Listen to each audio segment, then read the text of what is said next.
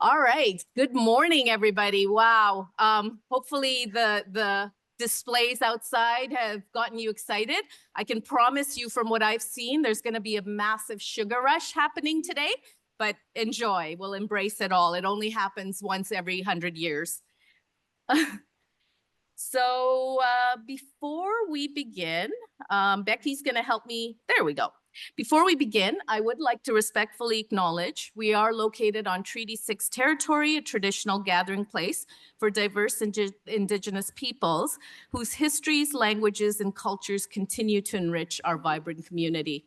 I just want to take this opportunity to share a personal connection to this land that I personally have. I'm very fortunate to live in the Indigenous territory called Pihe-Suwin. So Pihe-Suwin is located in the southwest of Edmonton in the Riverbend area, just outside of Terwilliger Park. Those of you that have dogs know Terwilliger Park well. And the reason it was named Pihe-Suwin is because if you look at it from an aerial view, it looks like a thunderbird. And many of you will know that the thunderbird has a rich place in Indigenous art.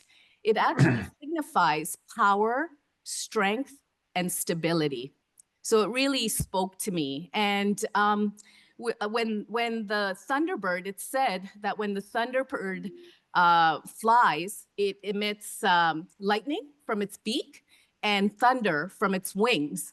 And when it strikes, it actually re-energizes Mother Earth. So I thought this was just really apropos for today, because as we move forward in our journey over the next year, 100 years, I think, this connection is important to just reaffirm our commitment to ensuring equitable access to care, education, and discovery for our Indigenous communities.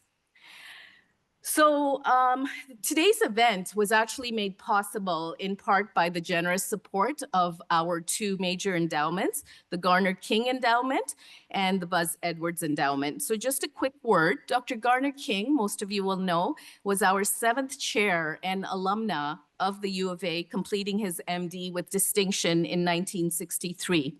He then became director of the ICU, which of course you'll recall was a part of the Department of Medicine until a few years ago, and chair of the department in 1986. He was, of course, a mentor and visionary leader to those of us who knew him. He left a lasting impact on the university and the teaching hospitals through his leadership and commitment to excellence.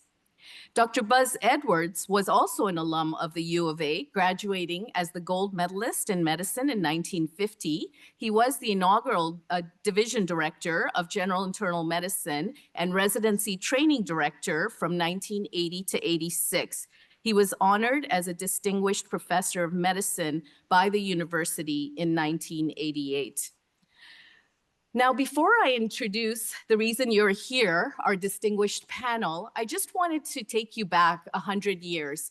Think back, if you will, pretend you're in the Twilight Zone if you want. We all know that our medical school actually started in 1913. It was 5 years after the University of Alberta was opened, and this was the first medical school west of Manitoba. But in fact, our trainees would enter medical school, do their 3 years of classroom training, and then they would go to McGill or Toronto to get their clinical training. That was until 1923, when clinical departments were established. So the first department, Dave always holds this on against me, was the Department of Surgery, established in 1923. And then the Department of Medicine in 1924, and thus the 100-year anniversary. And Jane, you guys weren't that far behind. You were pretty close afterwards.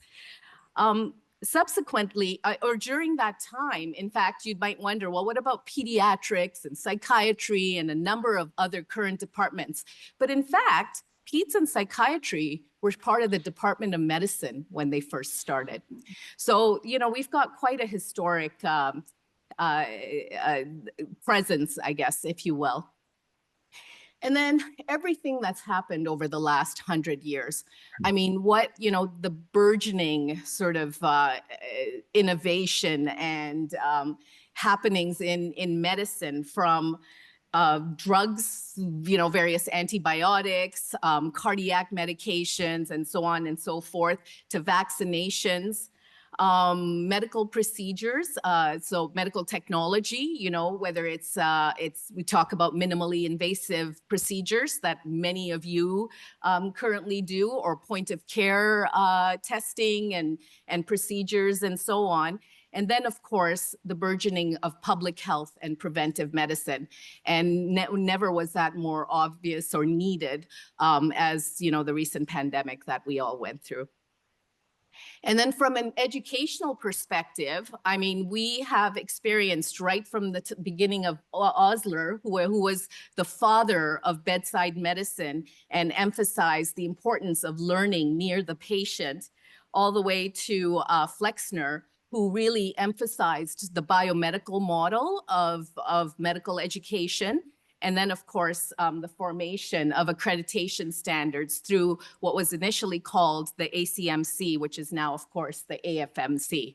And all of this brought forward the importance of fulfilling, educational standards, the importance of lifelong learning, and, of course, more recently, the importance of EDI principles in these endeavors.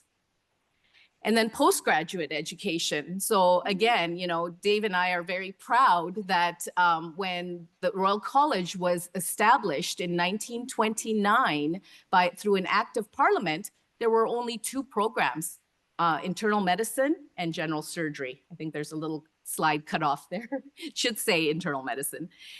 And fast forward to current day, there's over 100 programs between specialties, subspecialties, areas of focused competence, and special programs. So really, sort of super specializing medicine, but started with the OGs, as we like to say. And then again, fast forwarding to today and what our programs have had to go through in terms of meeting accreditation standards, whether that was through, the development of CanMeds, originally introduced in 2015. And, we all understand there's going to be a reboot coming in the next couple of years. And of course, a big event for our medical school next year, going through external accreditation. And many of you have been leaders in implementing competence by design. So lots and lots that we've all had to experience and go through. So graduate studies, you'll be interested to know that our department actually had our first graduate students in the 1950s. We started with only a couple, 3 master's students to present day. And in 2024, we have the largest graduate program in this institution with over 150 master's, PhD, and postdoc fellows.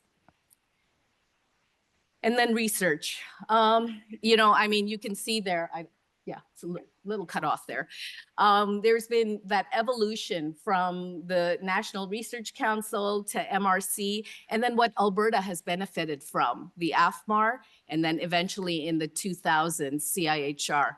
And we've seen our research funding, go up by exponentially, starting in the early days, around $10,000 research funding, to now being the highest sponsored research department in this institution at over $20 million. And then, of course, research itself has evolved, from clinical trials, evidence-based medicine, genomics, precision medicine. And then this is what the future holds. So whether it's telehealth, and many of you involved in these areas, I should note. So whether it's telehealth, artificial intelligence, wearable devices, big data, and of course, planetary health. So lots and lots to look forward to. So with all of that said, we thought it would be really fascinating and insightful to have our former leaders within the department many of whom are still leaders and amazing mentors, to ask a few questions of them and to get their insights through all of this evolution that's taken place in medicine, education, and research. Now, we do have Dr. Tom Mary online, who I will actually start by introducing. Unfortunately, I understand, Tom, that your camera isn't working. So although we'll hear you, we won't be able to see you. Is that right? That's correct. Okay, well, welcome, Tom. We miss you and hope everything's well. So just to introduce Dr. Mary, he, of course, is an international renowned clinician, medical educator, and administrator, known for pioneering pneumonia research that transformed treatment guidelines and produced the definitive textbook on the infection. A Dalhousie MD graduate, he established Halifax's first infectious diseases division and later became head of the Department of Medicine at the Victoria General Hospital. He founded Canada's first public health sciences faculty, and he reformed medical programs as the Dean of Medicine at the U of A. And then, unfortunately, we lost him to Dalhousie, but they're good fortune. He has over 200 publications and received many awards, including the Leah Steeves Award for CME, U of A Excellence in Leadership Award, Lifetime Achievement Award from the Association of Medical Microbiology and Infectious Diseases Canada, and U of A Eagle Feather Award, an Aboriginal MD program. And Dr. Mary is, of course, also an officer of the Order of Canada. So thank you for joining us, Dr. Mary.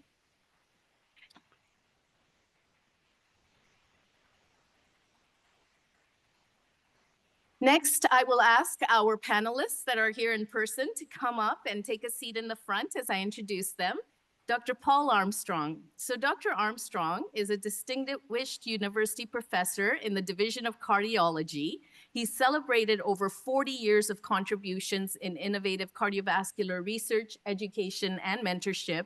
And as an international leader in acute coronary disease and heart failure, Dr. Armstrong has earned numerous accolades, including the 2023 Lifetime Achievement Award from the American College of Cardiology. He serves on editorial boards of leading cardiovascular journals, is the founding director of the Canadian Vigor Center, which of course donated an endowed chair to our institution this past year, an officer of the Order of Canada, and was the founding president of the Canadian Academy of Health Sciences, many of you who are now official fellows of. So welcome, Dr. Armstrong.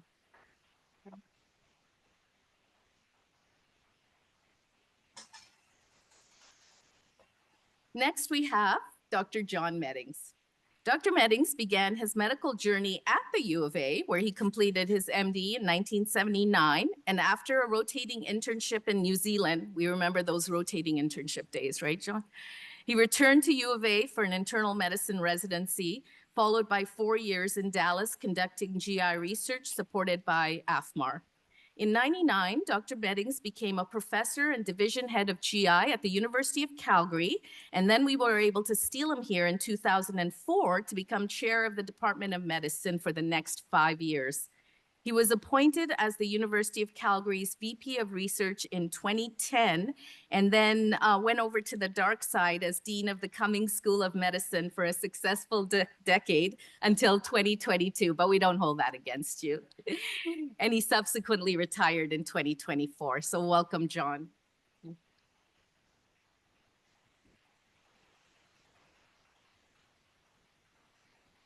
And then last but not least, of course, my predecessor, Dr. Barbara Ballerman. So Barbara immigrated from Germany, in case you didn't know, as a teenager and went on to earn a Bachelor of Science from the U of A and an MD from U of C. Her early career included clinical training at Montreal's Royal Victoria Hospital in internal medicine and nephrology, followed by faculty positions at Harvard, McGill, Johns Hopkins, and Albert Einstein College in New York. In 2003, she joined as our division director of nephrology, followed by a prosperous decade as chair until 2020. And I can tell you, I have personally been the recipient of her methodical processes and putting various things into place, which I have significantly benefited from. Dr. Ballerman is, of course, also recognized for her cell biology research in vascular biology and nephrology, and her mentorship of many students, clinical fellows, and young faculty members. She now calls Ottawa home, but has kindly come to participate in this historic event with us. Come on up, Barbara.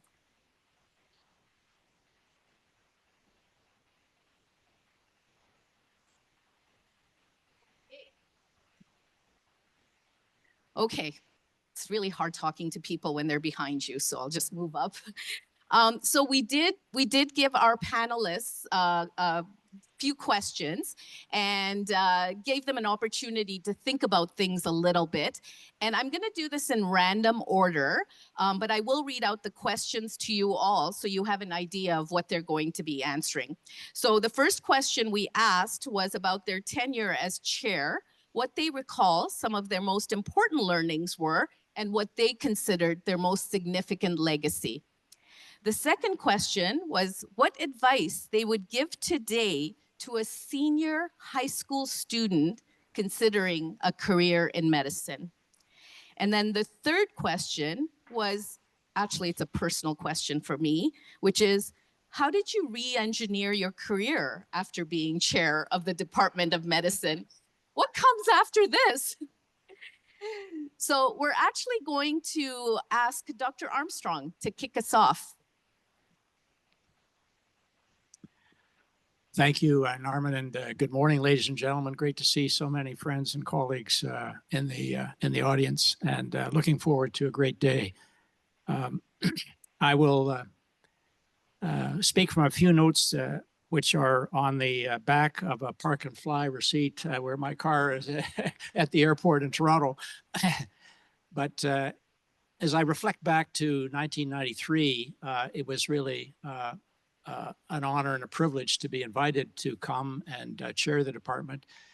At that time, of course, as Norman has indicated, Garner King had passed on, and there had been a series of interim chairs, and it was really wonderful people that greeted me and helped me along the way. It was really Doug Wilson, then Dean, and Don Sherman, then CEO of the University Hospital, who played a principal role in recruitment. And they were honorable men who kept their promises, and that meant a lot to me. Within a short time after I arrived, Ralph Klein's revolution on healthcare occurred, and the University Hospital became something of a member in a group called the Capital Health Authority. And the word authority was an interesting word, because in the mission statement of the Capital Health Authority, research and education had disappeared. And those days were rather dark. In fact, there's a bronze plaque that I would encourage many of you who've not read it. I read it, and I read it again this morning at the enter to the Walter Mackenzie Center, with 6 bullets about the vision of the University Hospital and what it was aiming to achieve in terms of exemplary patient care amidst an environment of scholarly inquiry where education and research were celebrated. And so finding those ethics and culture and winning them back was a principal thing and part of the learning that occurred. I had the great privilege of working with Paul Mann. I don't know whether he's here this morning, who helped me with the research culture side, and George Elliker, who helped me on the clinical side. And these 2 deputies were extraordinary people that made my life, I think, easier along the way. I would also say that I was welcomed by cardiology. And as a practicing cardiologist, it was very important for me to continue to practice in acute coronary medicine. And Terry Montague, who was then the chief of cardiology, had established the first heart failure clinic in this country. He didn't call it heart failure clinic, he called it heart function clinic, so that the patients would not be, I think, perturbed by that terminology. But I learned a great deal from Terry in that clinic to this day, because it was already interdisciplinary. So there was a nurse, there was a dietitian, there was a pharmacist, there was a social worker. And that in the 90s was a very, I think, incisive way to care for patients and indeed to conduct research. I also formed a brotherhood with Stu Hamilton, who was the chair of surgery, and a fellow by the name of Lauren Terrell, who's sitting in the front row, became the dean shortly after. And the three of us, I think, worked very effectively together to move the ball forward. In terms of a legacy, I guess I would say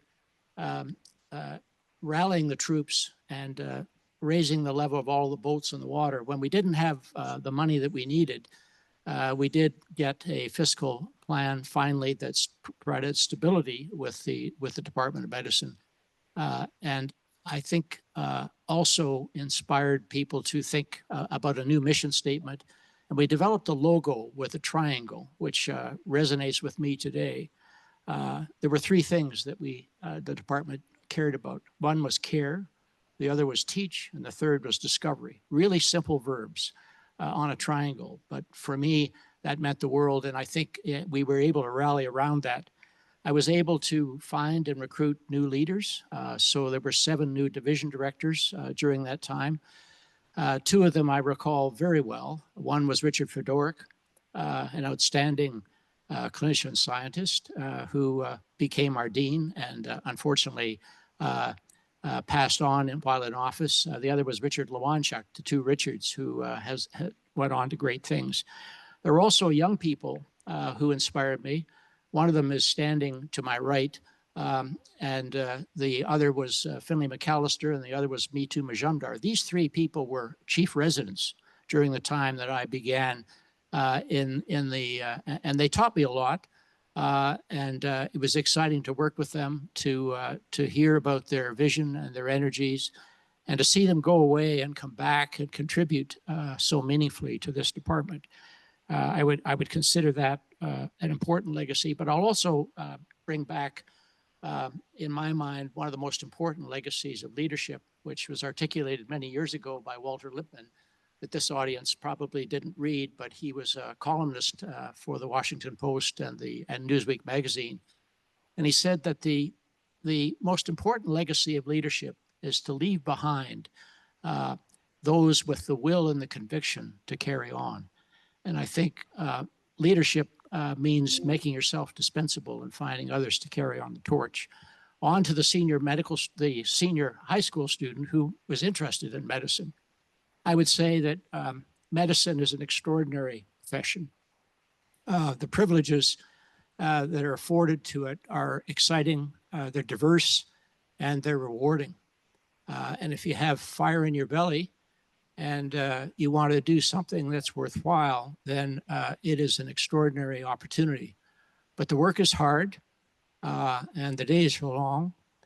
But the opportunity for return on investment is extraordinary.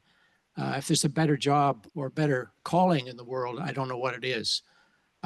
With respect to what I did afterwards, so for the first time in my life, I actually took 3 months off, and Bev and I drove. We crossed the border at Sweetgrass, Montana in the winter, and drove to Duke University, where I had many friends and colleagues, and where the Duke Clinical Research Institute, the largest academic research organization in the world, existed, and I'd worked with them. And I forged meaningful relationships and collaborations. I did some writing and some thinking and a lot of listening, and then came back and returned to my first love, which was patient care, teaching, and research. I was able to mentor and find young people that were interested in cardiovascular medicine, established the Canadian Vigor Center. Vigor is an acronym that means Virtual Organization for Global Collaborative Research. We've got an extraordinary group of people across many disciplines that work towards enhancing clinical trials and new medicine. And we participate and have begun to learn about the learning healthcare cycle and the cycle of quality. So on the one hand, there are the creation of ideas and the conduct of clinical trials, phase 2, 3, and 4. Then there's the development of registries and how those registries teach us about the implementation of practice and how guidelines develop. And then going on to population health and big data. Pat McCall, who leads that part of our organization, has been extraordinarily helpful in closing the loop and telling us what's happening in the wonderful natural laboratory of 4.3 million Albertans, what happens to them, whether they're taking the medicines and using the new research that we conducted, and whether it's making a difference, and if not, why not, and how to generate new trials. And so I would say it's a privilege to continue to be involved and write and think and mentor, no longer practice, spend more time sailing and with my wife and in my cottage and doing other things. But it's a great world and a great life, and medicine is an extraordinary profession. Thank you, Dr. Armstrong, for those.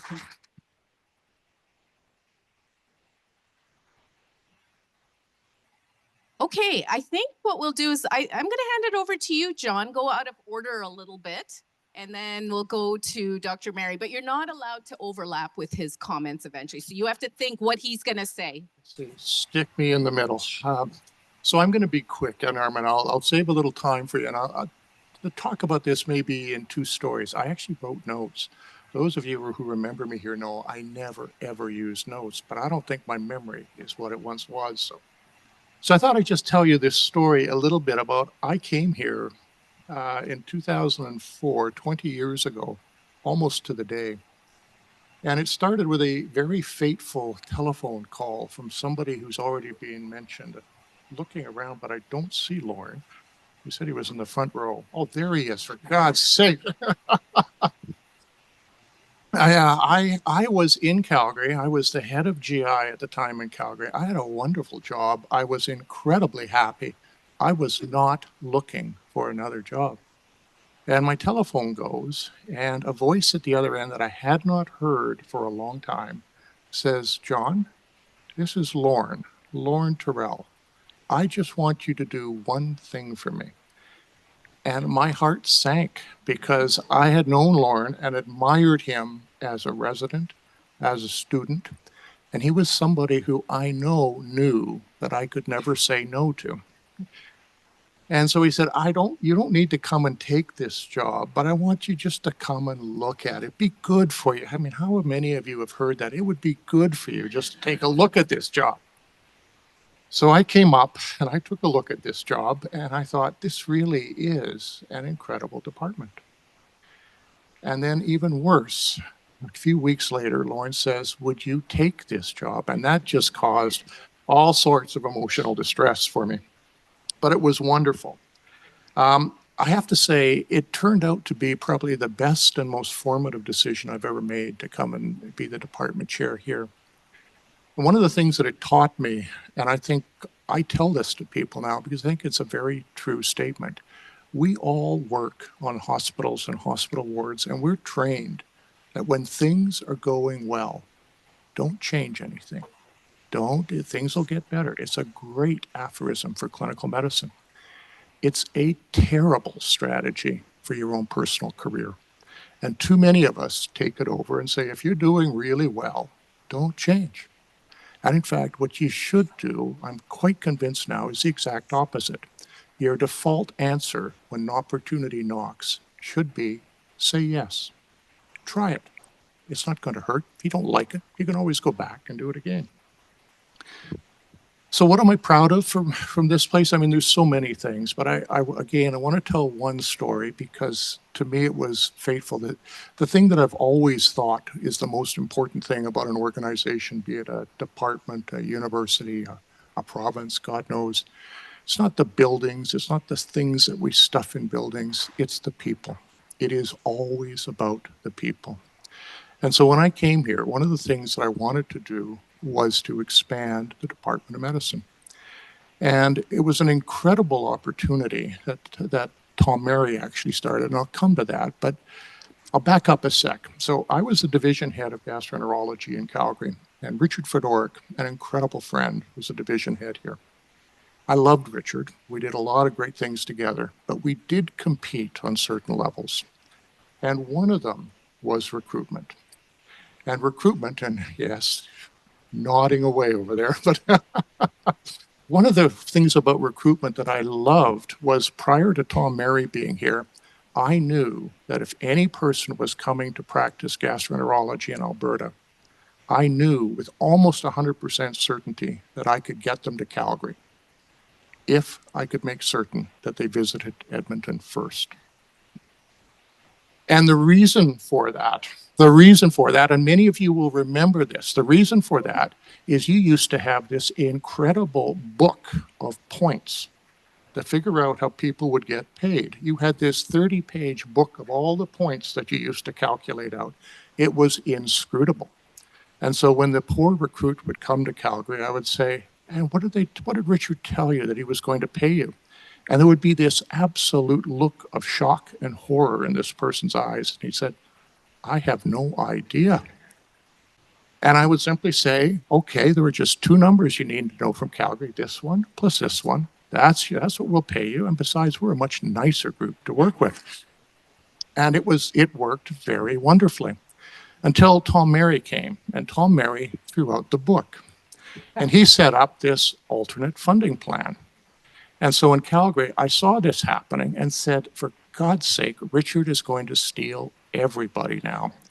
And so I made a fuss. I made a fuss at our Department of Medicine meetings. And you all know what happens when you make a fuss at departmental meetings. You get put on the group to fix the problem. And so I and 3 other people were challenged to create the alternate funding plan for Calgary, which we did. And it was a wonderful plan. I tell you, it was amazing.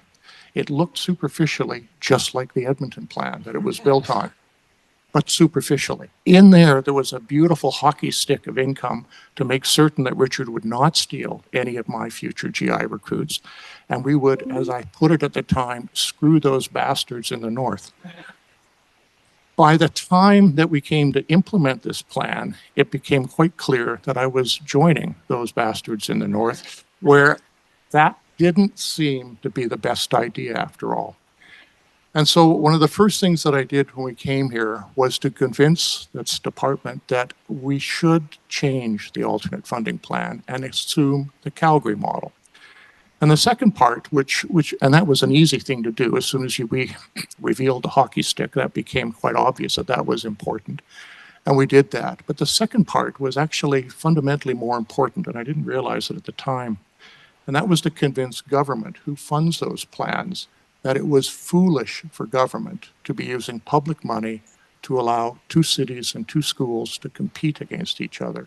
And that what we really needed was a provincial plan. That was something that we've worked together for many years afterwards on creating proper provincial alternate funding plans. But the fun part was after this was done, was able to recruit, and we almost doubled the size of the department and brought some amazing people. It's not the number of people that we recruited, it's the quality of the people that we recruited. So incredible people in this department. And I look around and it just brings back so many memories. So it was a lovely time to be here. So Norman, very quickly, what do you say to the high school student? For God's sake, do medicine. There's so many things you can do in medicine. I know of no other career that has so many opportunities. So I tell everybody I know, for heaven's sake, if you're interested in medicine, do it. We can even take psychopaths into medicine. You don't need to see patients. You can be a radiologist, you can be a dermatologist. You don't have to do anything. So it's easy. So that part works. And finally, how did you re-engineer your career? I mean, I'm sorry, Norman, I didn't. I went to the dark side. It got worse after this. So you may have to look forward to something like that. But the reality is I loved what I did afterwards. One of the things that being a chair of this department taught me was how much I loved strategic thinking and leadership. And that was something that I was able to very fortunately translate back in Calgary at the time. And the other part that I think we started with when I come back to the beginning of the story is having the 2 schools work together. It's been, to me, an utter pleasure when I was dean in Calgary to have known so many people up here. I used to tell people that the greatest thing about my life is having friends at both ends of Highway 2. It's a real pleasure. And so not only to know people, but to be able to work with them. So Richard Fedoric, close friend, When he became dean, we did a lot of things together. When he became ill, we used to have him over to our place in Calgary every week while he was getting his transplant to help raise his spirits a bit. But being able to do that, and then Brenda, who you guys stole from us, but what the heck? Being able to work with Brenda has been an utter pleasure. So I look back at what I've been able to do, and I'm just grateful for the thing that started it all, which was coming up to Edmonton 20 years ago. Thanks.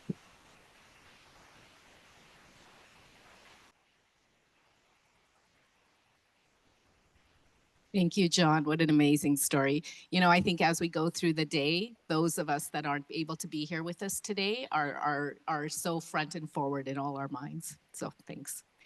Dr. Mary, are you still with us? Ready to I share? am. I am. Can you hear me? Yes, we can. Well, thank you very much. And let me start off by apologizing. I couldn't make it for some personal reasons.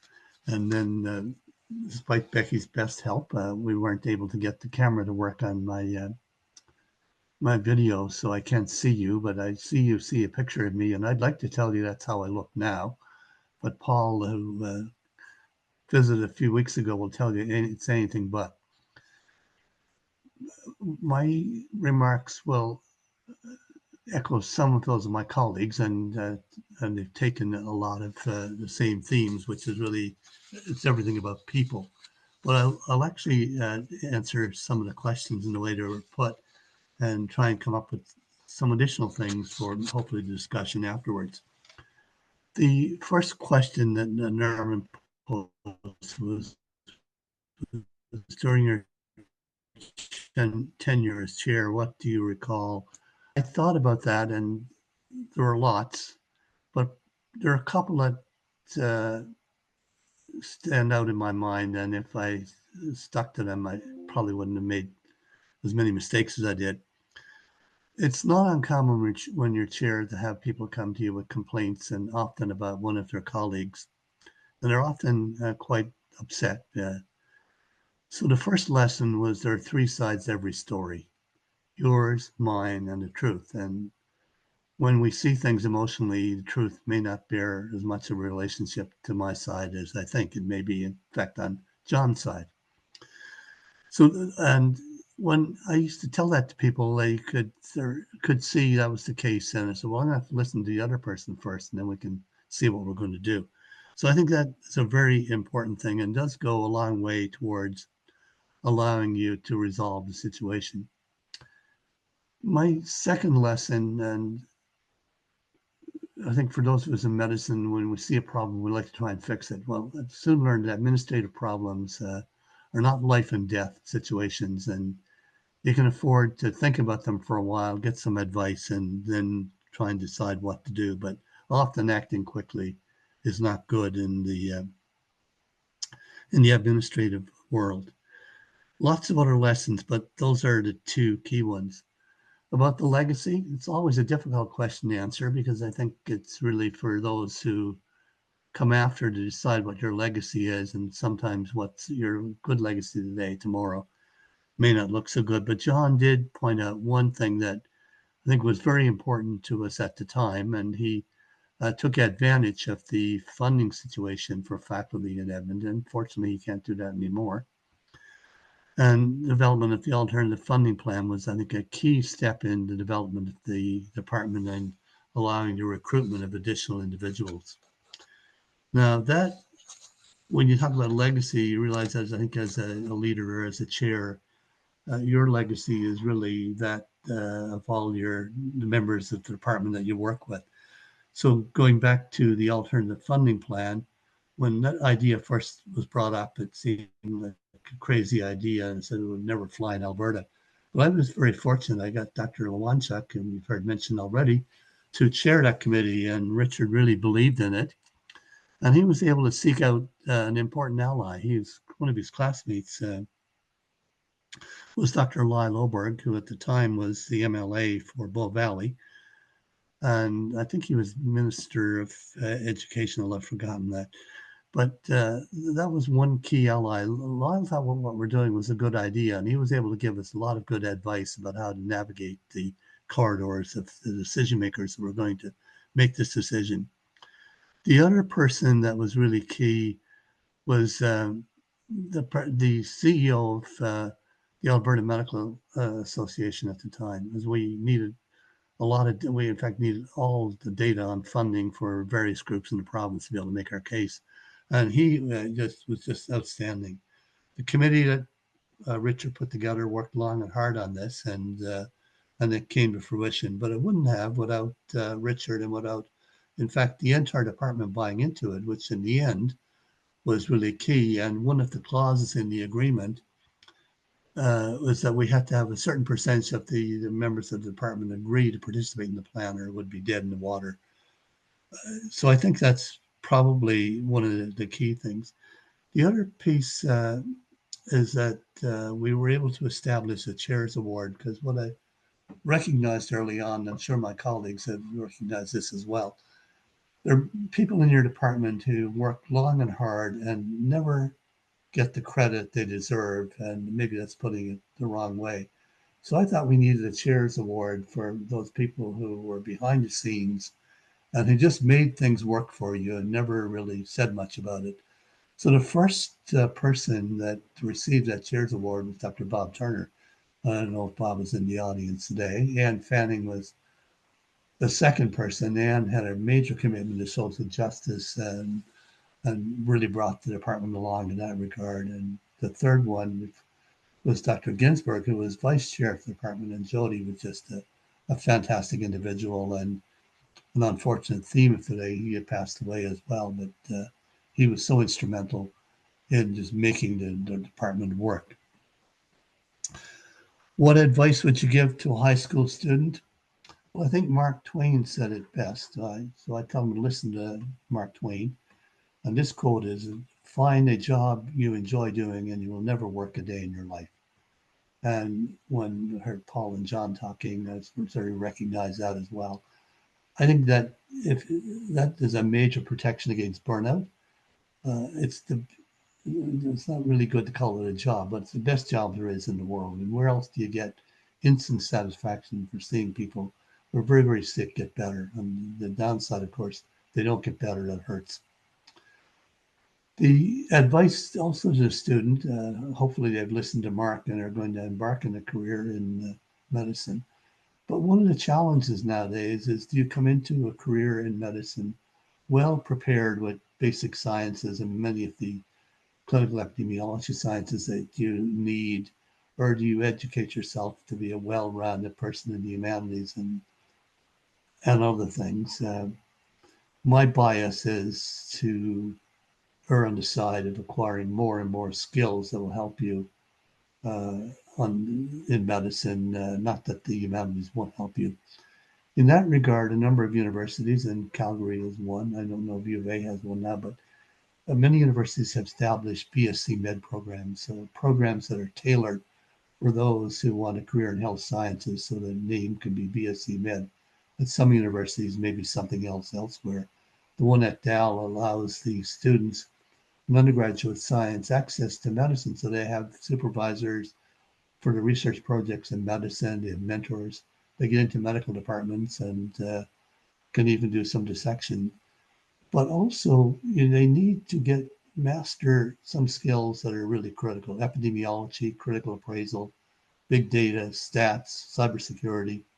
Ones that one of the slides that Dr. Kassam had up showed that very well. So I would recommend them that they try and enroll in one of those programs.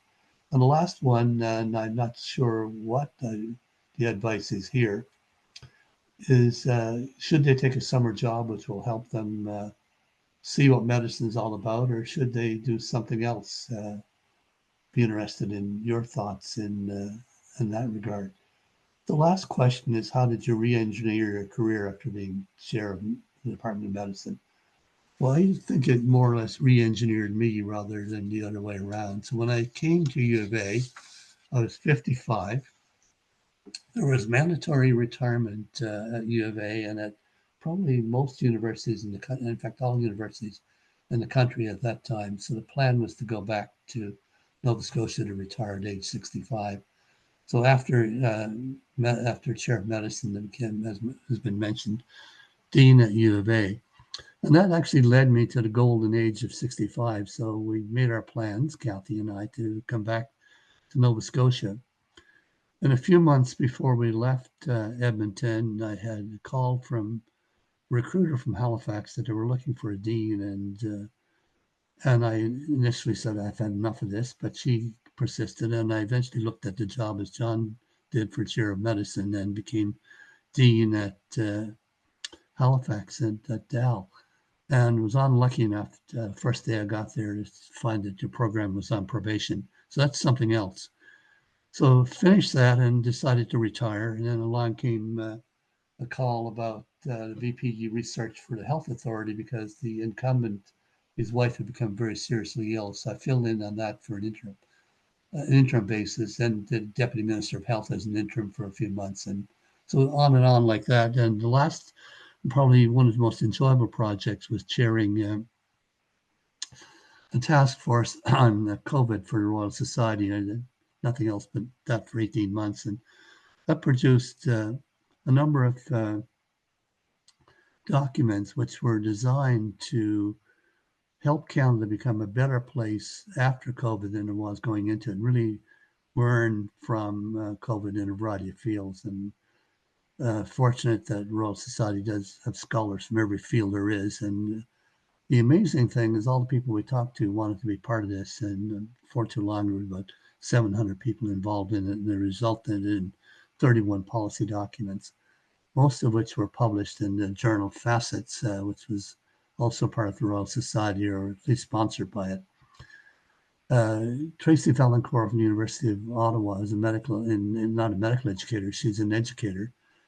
And she and her colleagues did a paper on the effects of COVID on children, and especially in Ontario, where they had to wear masks, as they did in many places, but also there were many days they were out of school.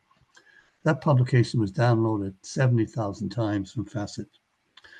So it wasn't. I was more re-engineered than it engineering me. So thank you very much. I'm looking forward to hearing from Barbara and then the discussion afterwards. Thank you so much.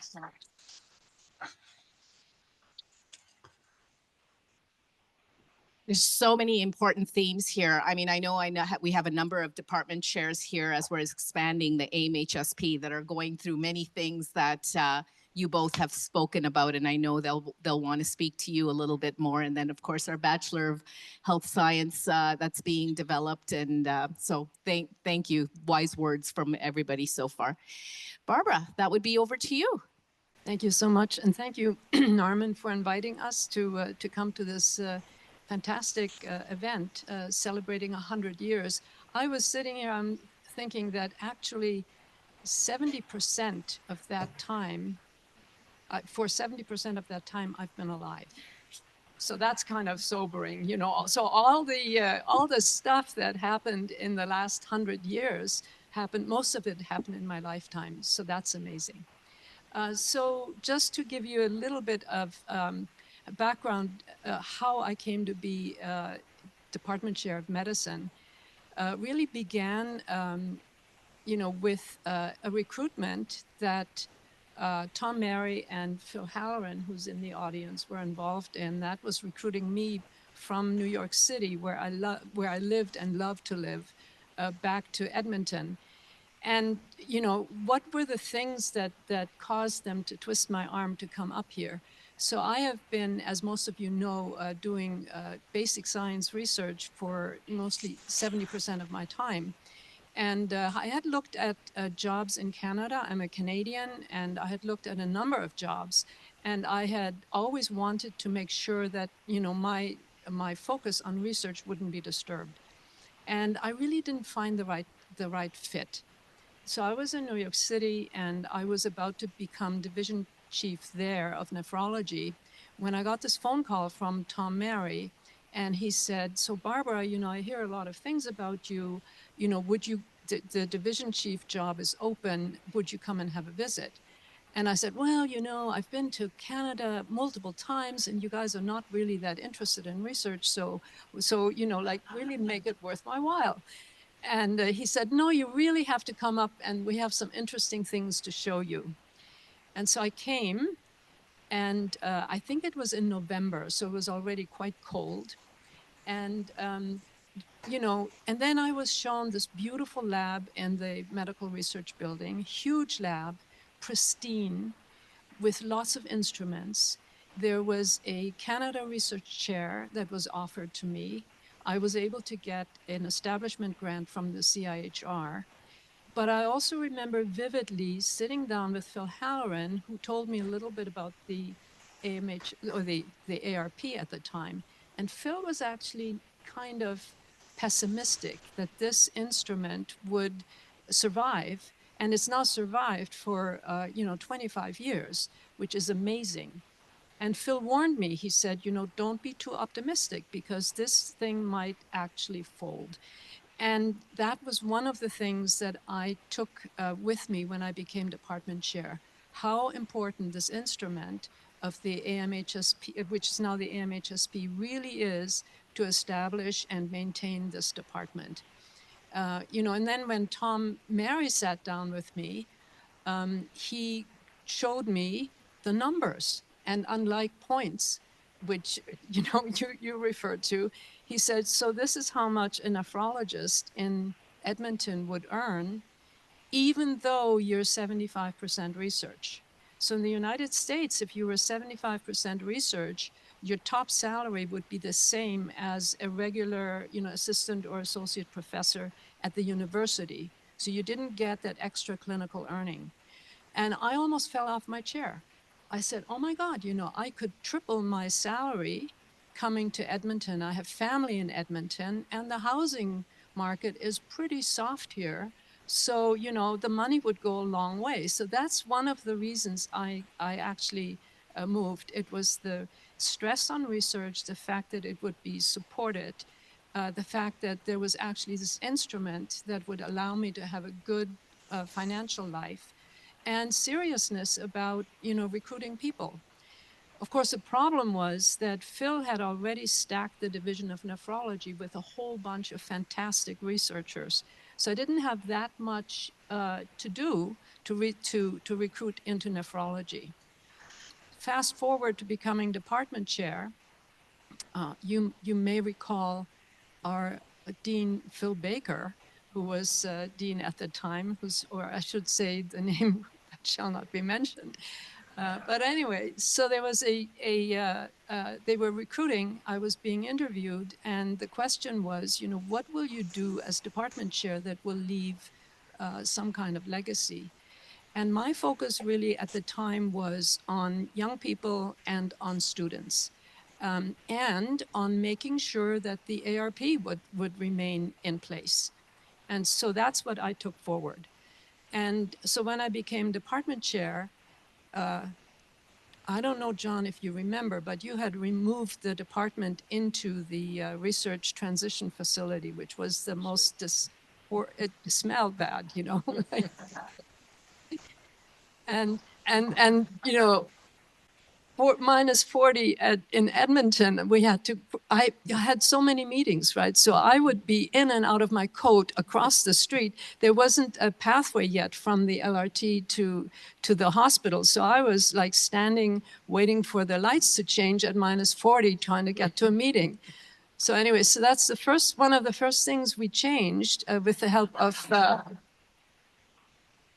of Francois Bouman. Remember the trip we took up to the 13th floor of the clinical research building and pushing then to get that renovated so that we could move in. And I think that was a good move. So I then took this instrument of the ARP and I said to myself, how do we best support the department members with this ARP? And I realized that many department members were not really understanding what the university wanted from them in order for them to get promoted. People were fantastic clinicians, fantastic teachers, especially clinical teachers, but to be honest, The only real scholarship that people were thinking about at the time was scholarship in research. And that actually isn't the case. It's, you know, there's scholarship on all fronts. And that was my first learning, actually, as a department chair, that as I'm having these meetings every year with 200 and some people for the faculty promotions committee, that there are so many people who have so much energy and passion for the work they do, whether it's in basic research, clinical research, educational scholarship, clinical scholarship, it didn't really matter. And I felt that it was really important to kind of make sure we understood what we were talking about and to get people promoted and to get them to fashion their scholarship into something the university would recognize. And so we established programs which help people to navigate that process from becoming assistant professor to getting funding, to getting their research or scholarship established, and then to get promoted. So probably the thing that I found most rewarding, and I'm even now telling another department chair whom I'm mentoring, the most rewarding part of my job was the annual reports, which took so much time, okay, but I got to know everybody. I got to know what was going on in the divisions, and I got to somehow influence people in little tiny ways so that they could make their way up to the promotion. And one of the things I always used to say, I don't know if you remember this, is don't focus so much on the promotion, focus on the thing itself, what you're doing, what your scholarship is, what your love is in medicine. The other thing that I believe is also a part of the legacy, I found that some of the processes in the department were not really all that well organized. And frankly, the secretary, Karen, did most of the things that we now have professionals doing in the department. And poor Karen was totally overworked. She couldn't handle everything, and I couldn't handle everything. So little by little, we took this instrument of the ARP that provided some money, and we established a professional, what we call non-academic personnel type of department that now has a structure that allows everybody to be supported in the department. And I'm talking about people like Andrea Cliff and Francois Bouman and Margot and, you know, all the people in the department that are making it run so that the chair didn't have to do everything. Gloria, who is the person who helps people through promotion, is another person to be mentioned.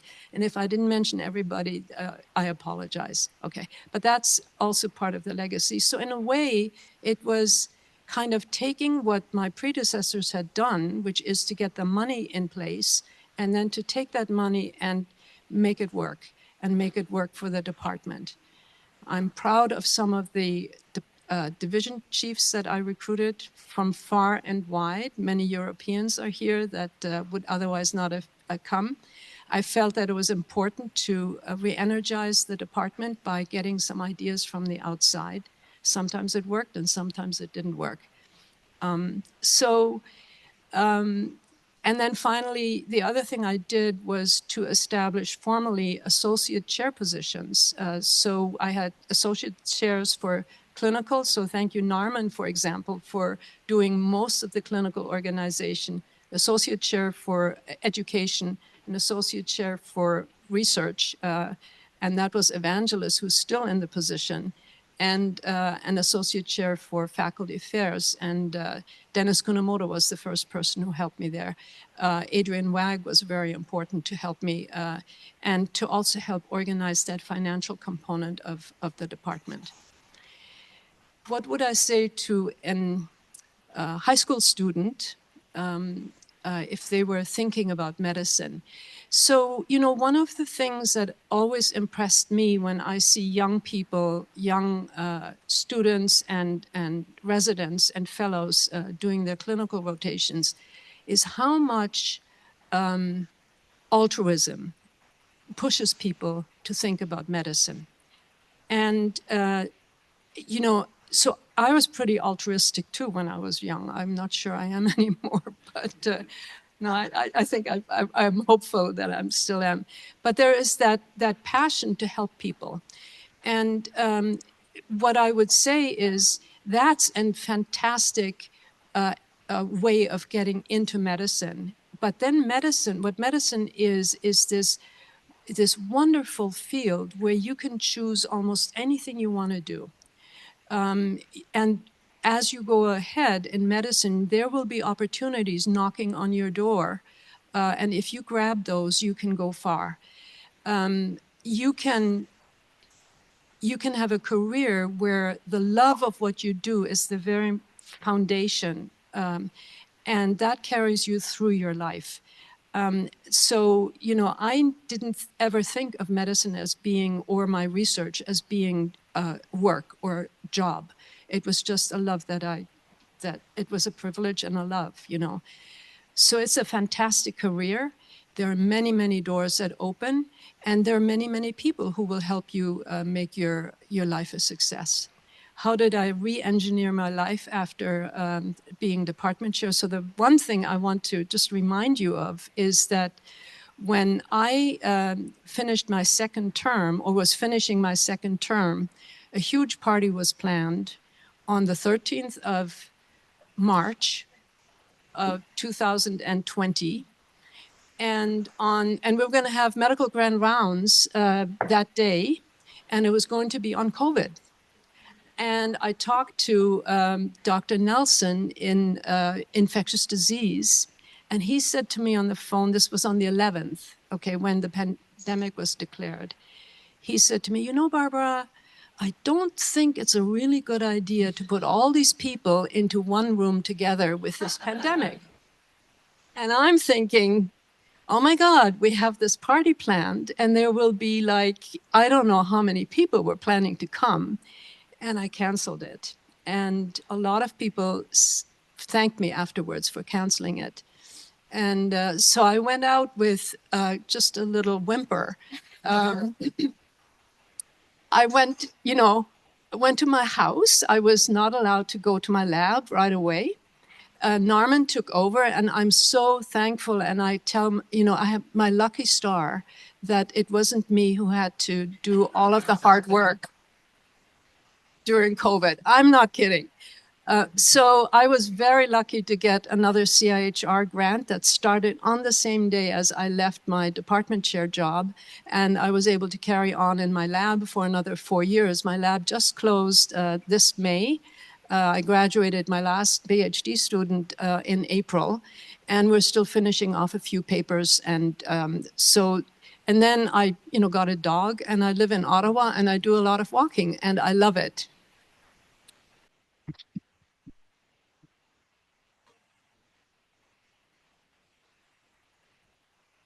Well, we are having a big old party tonight, so Barbara will do some celebrating there. So many themes that came out. I wish we had time to explore more. Of course, my mentor warned me that this is what would happen, and in fact, he was right again, that we would go over time. But, you know, we're fortunate. These three are going to be here all day. So please don't hesitate. I'm going to volunteer the three of you to come and ask them any questions, anything you want to run by them. We have such an exciting day planned. So after 9:30, right now, you walked in, you saw the displays outside. I'm just blown away by how much work people have put into this. At 9:30, we're going to start our presentations. It's going to be little 10-minute snippets of how every division was established. And in there, we're also going to talk about the future. So you'll see there's also some booths sort of outlining where things are going with our strategic plan. And we've got a couple of presentations that are also going to update on our strat plan in terms of thinking about the future as we continue to celebrate today. So please, I hope you can stay with us for as long as possible. We will have lunch at noon, and there's lots of snacks outside. There are flu shots down here and there's COVID shots upstairs. So that's also available. You can go up there.